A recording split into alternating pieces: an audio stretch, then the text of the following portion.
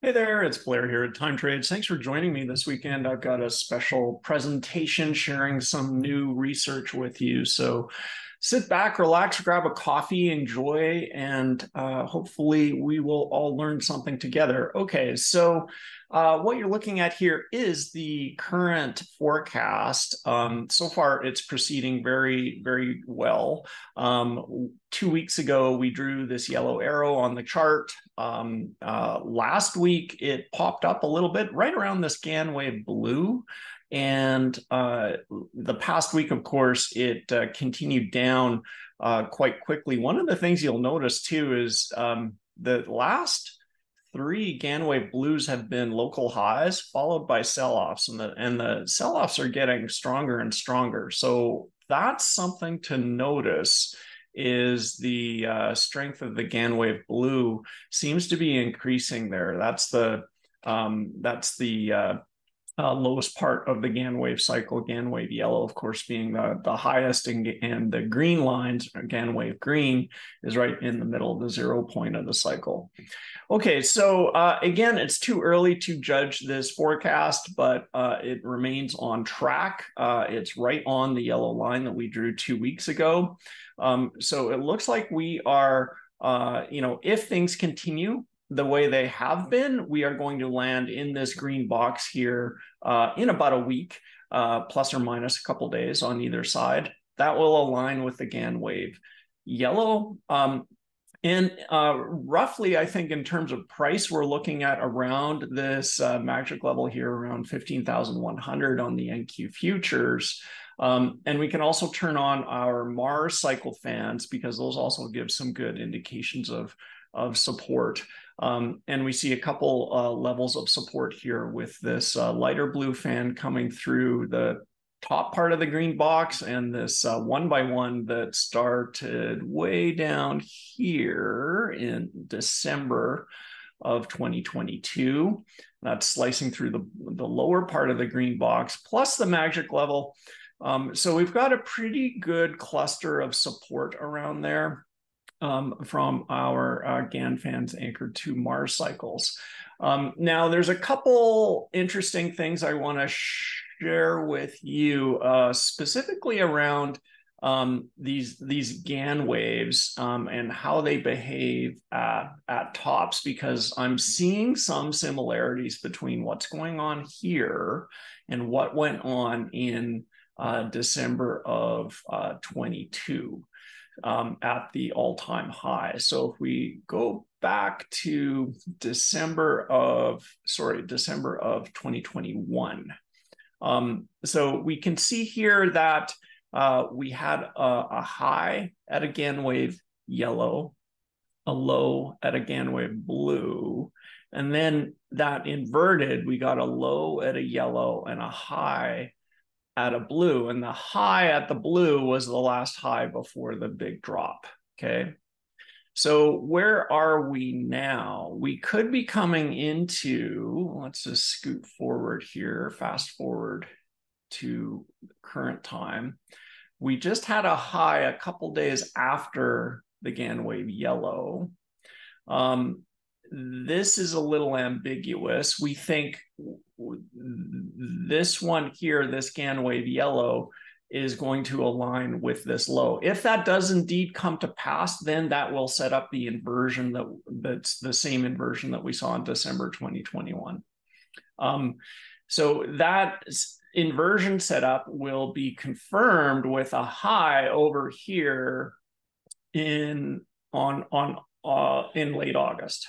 So the date for that is August 28th. At a one-day orb around that, and you'll get late August for a potential target high. And that also aligns with kind of like a window of strength that I'm tracking here that's based on planetary speed. Okay, so be on the lookout for kind of a replay of what happened in December 2021 with a low, with an inversion around these Gann waves, a low on the yellow and a high on the blue. Now, of course, there's no guarantee that things play out exactly the way they did back here in December 2021. But the similarity is starting to appear. So just be aware of that. Okay.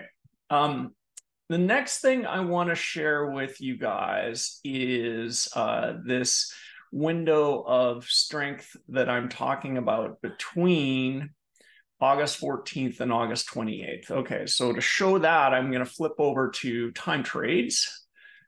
Time trades, there we go. Okay, and now a couple of weeks ago when we built this forecast, we did a deep dive on Venus retrograde, and a key part of the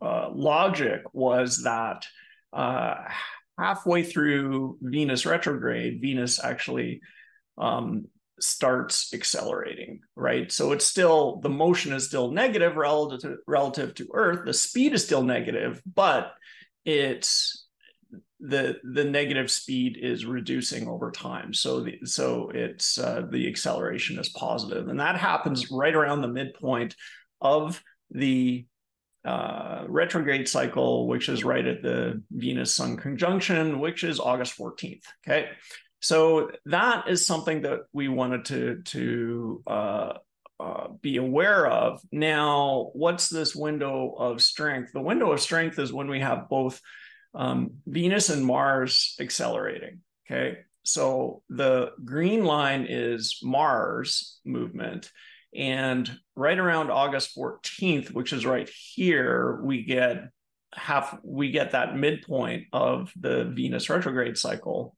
So oh goodness, did I say that was Mars? No, Mercury. We're looking at Mercury and Venus. Okay, so we've got our window of strength is when both Mercury and Venus are accelerating. Okay, and Mercury is going to continue in direct motion until late August, and then that goes retrograde. Okay, so basically we have positive acceleration from both Mercury and Venus for a couple of weeks, and that's the window. That's the window of strength. So even though Venus is still moving retrograde, acceleration is positive combined with positive acceleration out of Mercury. That's the window of strength. That's why I'm seeing a potential for a move up in the second half of August. All right, so that is something to be aware of as well. Okay, so now let's get to the research I want to share with you guys. Okay, so this is really cool. The idea here is I wanted a mental model of planetary motion, and it's really hard, I think, for anyone to sort of keep track in their heads where all these planets are whizzing around relative to Earth in a circle. Very easy for us to get dizzy. So this is an idea that I got from watching an astrologer video that broke down the Venus orbit. And goodness, I can't remember the name of the astrologer at the moment. I will drop a link to that, but because I do want to give him credit for this concept of breaking down orbital cycles. And you can see 6 separate cycles here relative to Earth for an inner planet. Okay, cycle 1 is from the inferior conjunction to the eastern elongation. Interval 2 is eastern elongation to 180 degrees opposite the western elongation. Okay, cycle 3 is closing into opposition, or superior conjunction, actually, not opposition. And interval 4 is the inner planet, whether it's Mercury or Venus, moving towards 180 degrees opposite the eastern elongation. Cycle 5 is the planet moving towards Earth, and that ends at western elongation. And then interval 6 is when the planet makes that inferior conjunction and completes the cycle. Okay, So these numbers, try to remember them because we're going to flip over to a stock chart. And when you plot these numbers for Venus on a stock chart, you get a very interesting result. So let's go and do that. Okay, so I've done that. I'm going to turn that on. We've got Venus intervals here, okay? And we're going to turn off time trades. And we're going to zoom out a little bit. So you can see here that we're in interval number 6 for Venus, which makes sense because we're coming into that inferior conjunction in about a week. But notice what happens in intervals 2 and intervals 5. Those seem to be the intervals where there's the most trending motion in the markets, okay? So Venus 5 started right about at January, and it's the longest interval because Venus is trying to catch up to Earth, and Earth is also moving in the same direction, so it takes a while to catch up. And you can see the effect on price was very positive. Venus 2 is the similar interval to Venus 5, except Venus is ahead of Earth. Venus is moving away from Earth, not towards Earth. And we got the same kind of trending motion, mostly down with a move up late in the cycle, okay? Now, if we look over here, the prior Venus 5, yeah, we got a similar trending motion, okay? And that was in 2021, basically June through October 2021. Venus 2 was post-pandemic, similar kind of trending motion with a couple of intermediate drops there. But on the whole, mostly trending, especially near the end. Let's go take a look at one more cycle of Venus 2 and Venus 5. This one is right prior to the pandemic crash and trended up, trended up, trended up, hit 786 of that Venus 5 time, and then that started the COVID crash. Venus 2, the prior Venus 2 here was in 2019. And again, for the most part, extreme trend, just with a little correction near the end there.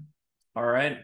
So that's very interesting to me, and especially as an investor, swing trader, someone that's managing their retirement account, this can provide a very interesting edge. Let's go look at the rest of what we see here. Right now we're in Venus 6. We're about to transition into Venus 1. Venus 1 is the first interval after the inferior conjunction, okay? So you'll notice that the last time we had Venus 6 and Venus 1 was at the all-time high, okay? Super interesting. So not only do we have alignment around the Gann waves, which is a lunar cycle that I talked about earlier, we also have alignment with where Venus was with the all-time high. Now, I'm not saying we're going to get a crash, you know, like we saw at in late 2021, and certainly that may happen. The interest rate conditions are high enough to create this kind of a sell-off. I'm not making that forecast right now, but I am calling out the similarity here between Venus 6 at the all-time high and Venus 6 right now, okay? Now, what's next? Let's take a look at prior Venus 6s. Well, the incident before the all-time high was the COVID low, okay? So Venus 6 really kicked off the recovery after the COVID crash, right? And you can see how this trended up very strongly. And then we had the Venus inferior conjunction, and then Venus 1 took over. So that was, you know, obviously the major pivot point here was between 5 and 6. There was no major pivot point between 6 and 1. All right. But still, it's interesting to see. And what happened before that? Okay. Well, here we are in 2018, and Venus 6, inferior conjunction, Venus 1. So it basically brought to an end this trend in the prior Venus 5 and corrected that, brought things down to this fairly significant low at 5,800 in the NQ futures. And then Venus 2 took over and we started trending out of that. Okay. So basically what we're seeing here is if I were to kind of draw some conclusions from three cycles of this pattern, which is not a lot, but it's enough to draw some interesting conclusions. Venus 5 and Venus 2 are the ones where there's mostly a trending cycle. The others, 3, 4, 1, 6, those are the cycles where things are a little bit choppier. We get less of a trend. This is where we see corrections. This is where we see major pivots. Okay. And we saw this major pivot here at the end of Venus 5 going into Venus 1 at the start of the COVID low. And we're coming up to an area of potentially a major pivot here. So we're up here now, we're at Venus 6, transitioning into Venus 1. We're coming off a long period of trend in Venus 5, okay? We need to be on alert for a potential major pivot, okay? So between the Venus cycle and the Gann wave cycle, we're at a very interesting juncture right now, okay? Things could go either way, of course. We've got that little window of strength I talked about in the last 2 weeks of August, from August 15th into early September. But then we've got another bit of astro risk with Mercury slowing into retrograde in September. So that's something we need to be aware of and look out for. So I will be incorporating this into our forecast going forward, but I wanted to share that with you. I think this is a real interesting mental model to understand where we are relative to the other planets that are orbiting around us. Okay, so with that, let me transition into reviewing individual stocks. So let's go and take a look at our normal set here. We're gonna start with gold. We've covered stocks pretty well. There's no change to the forecast that we've got for stocks. So we'll take a look at gold here. Gold had a sell-off this past week with some of the strength in the US dollar. You can see up here, we had some red bars on the mass pressure index kind of foreshadowing that. And now we've got a few green bars here indicating that potentially we see a bit of firming in gold. Let's take a look at the probabilities here. We're going to look at the non-directional ones. And we're closing in on a major pivot date here, August 25th. Not quite there yet, but let's take I think what we're seeing here in gold is maybe a little bit more of a holding pattern as this cycle ends.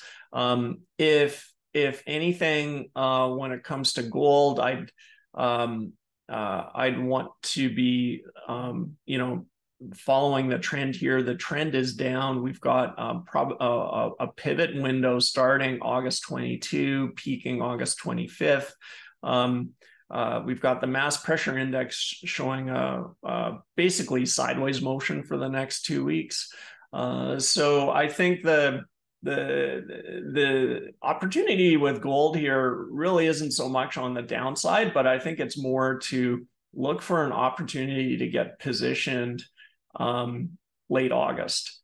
So whatever pivot this turns out to be, we've got a nice cluster of moves coming up out of that.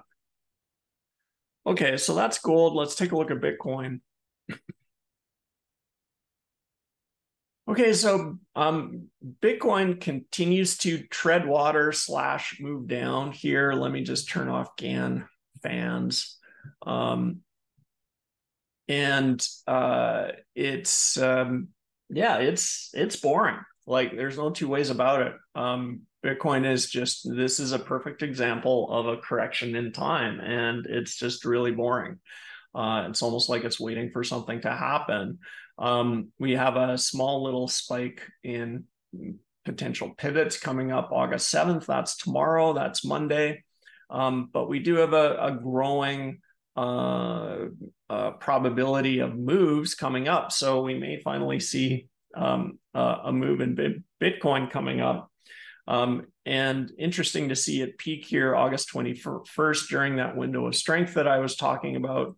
And if my guess is correct, that would be a move up here, given the motion of Venus and Mercury both accelerating during that window of strength.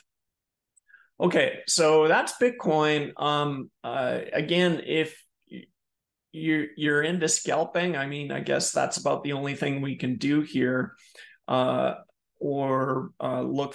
Just be patient, hang out, wait another week or two for us to get a little bit closer to these potential moves, get a little bit closer to this window of strength. Okay, that's Bitcoin. Let's take a quick look at the Nifty before we sign off here. NSEI. All right, I'm going to turn off the Gann fans.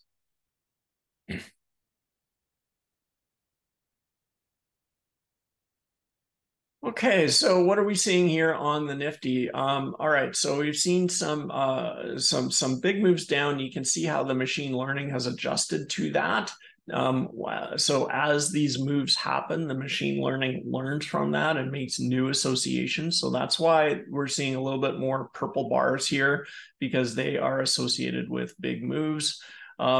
We see a little bit of a pause in the probability of big moves here, with the lowest probability being August 11th, and then a resumption of big moves August 14th. Now, again, we don't know direction. If we want to get the machine learning's take on direction, we can take a look at the directional forecast, which is mostly red. However, I caution against using this or relying on this completely. It's always better to use things like Gann fans and other price technical indicators than to rely completely on this machine learning, because of the risk of inversion. And this is why I built the non-directional probabilities to work around that risk of inversion. But you can see that there's a reduction in the probabilities of a move down here into August 11th. That would tell me there's a chance for actually a little bit of a move up here over the next few days in the Nifty. So we've got a reduction in the probabilities down. That could be create a little bit of a relief rally, and then we've got some additional probabilities of a move down here, peaking August 16th. All right, and that's right in our target box, our target window that we established on NQ, which I believe will also apply here to the Nifty. So we can also go and take a quick look at the Gann fans, which I like to use on the Nifty. Well, I like to use it on almost everything. So we can just do a quick resquaring here. And let's just get this fan squared. We can use this one here and square it like right about there. See, where my eyes are, I'm looking at this one by one coming down here and making sure that it's getting some good hits on these lows. And when I do that, we also get some great hits right around here in this pivot point. So the Nifty's got some air underneath it right now from a Gann fan standpoint. It couldn't get through this area of resistance. ultimately it may come down as low as 18,700 to touch this Gann fan here before resuming a move up. Okay. So that's something to be aware of there on the Nifty. We've got some pretty good, technical support here, right at 19,303. But breaking that would be significant and open up the door to 18,700. Okay, that's it for me. I hope you learned something today. Look forward to seeing your comments and feedback in the comment section below the video. Have a great weekend, trade safe, manage risk, and we'll talk to you again next week. Bye now.